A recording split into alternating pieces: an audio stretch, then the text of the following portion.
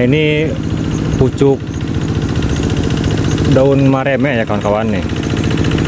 Kalau di Sunda ini bisa dijadikan lalaban, bisa juga dijadikan sambal yang dibebek itu ya. Ini bisa dicuil sambal, rasanya enak sekali. Itu juga dimakan mentah kawan-kawan. Rasanya agak kesat gitu ya, kesat. Dan agak pahit dikit, tapi kalau dicampur dengan cabai tuh, dan bumbu-bumbu lain itu enak sekali rasanya kawan-kawan. Nah, kalau di daerah Sunda itu biasanya sering dikonsumsi oleh ibu yang baru melahirkan karena khasiatnya bisa membuat alat reproduksi wanita itu menjadi cepat sembuh dan rapat lagi katanya. Makanya banyak dikonsumsi oleh ibu yang baru melahirkan. Daun mareme. Saya juga suka sebenarnya. Suka dibikin sambal bersama teman-teman kalau ngelibet. Si kalongnya nempel terus kawan. Dibiarkan saja. Kita akan menuju saung karena semakin siang semakin panas.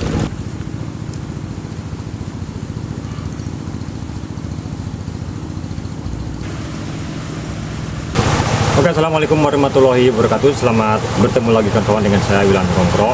Setelah lama saya tidak membuat video, hampir 2 minggu ya, karena jujur saja belum ada materi untuk saya jadikan konten karena saya masih menunggu kucing hutan ya.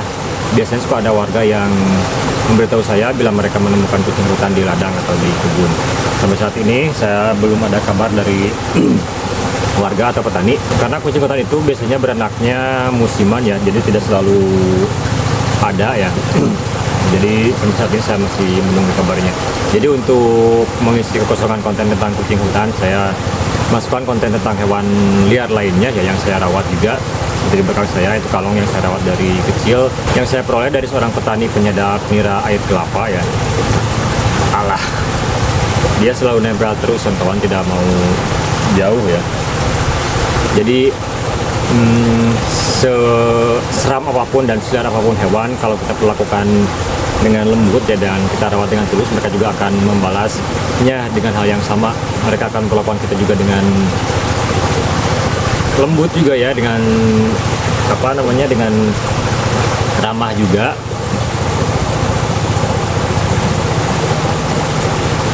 Ya jadi begini ya. Geli kawan-kawan. Dulu usianya ini nggak tahu berapa bulan ya ketika saya dia marah kawan-kawan. Udah.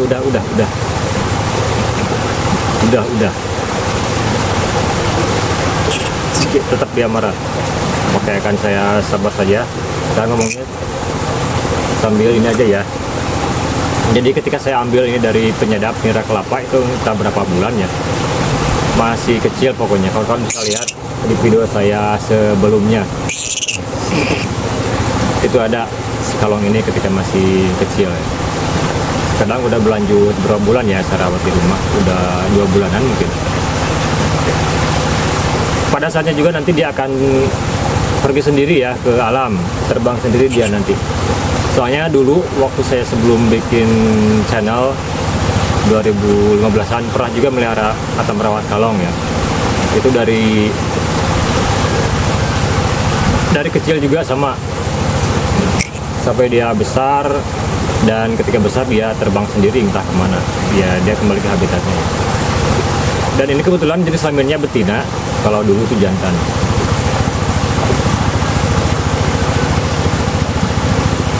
Kalong ini biasanya memakan buah ya, bunga-bunga dan nektar.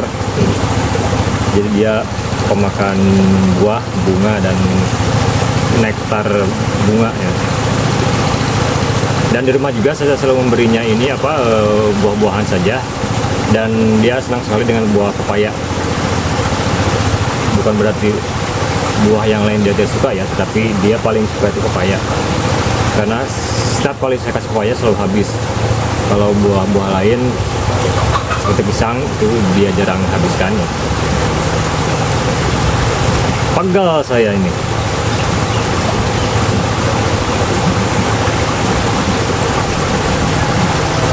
Lagi nempel.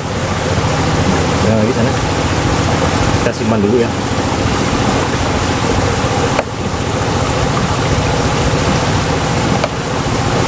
Oke, aman. Meskipun di wilayah saya jadi apa namanya kepercayaan budaya Sunda ya, yang dari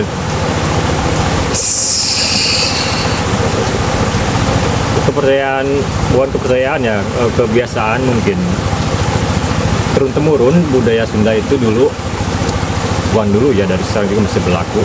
Jadi kalong itu, kalong sering dijadikan obat asma. Meskipun secara ilmiah belum ada pengujiannya apakah benar kalong bisa mengobati penyakit asma. Tapi sepanjang yang saya ketahui, dia pengen makan kawan. Kalau dia pengen makan, dia suka gigit dikit. Oke, sebentar lagi ya. Oke, sebentar lagi pulang. Sebentar lagi pulang ya. Yuk makan. Jadi secara medis belum ada pembuktiannya bahwa kalong itu bisa dijadikan obat asma, tetapi dari kebiasaan yang turun-temurun dari nenek moyang memang ada kebenarannya ya, meskipun saya tidak tahu secara spesifik ya. Tapi tidak mungkin nenek moyang juga bisa berjalan turun-temurun kalau memang tidak ada efeknya ya. Mungkin kepercayaan dari dulu sampai sekarang masih berlanjut dan masih dipercayai karena ada efeknya ya, entah sugesti atau memang ada bahan-bahan tertentu dalam kalong tersebut yang bisa menyembuhkan asma, tidak tahu ya.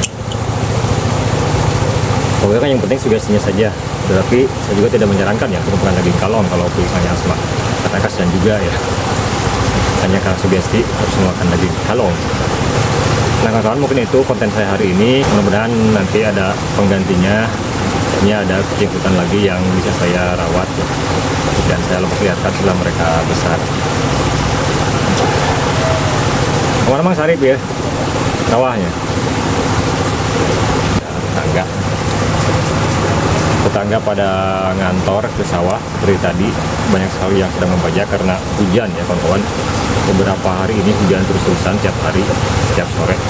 Jadi sawah kembali berair dan sungai juga kembali berair. Jadi banyak para petani yang turun ke sawah untuk membajak, untuk menanami padi.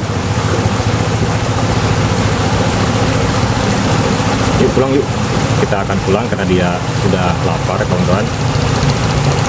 Nanti kita bikin lagi kontennya tentang kalong ini ya.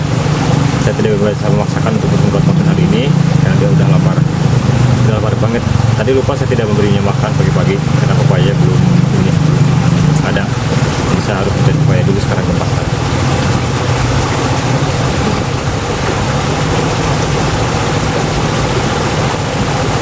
Oke, terima kasih kawan-kawan sudah menonton. Assalamualaikum warahmatullahi wabarakatuh. Jangan lupa like dan subscribe.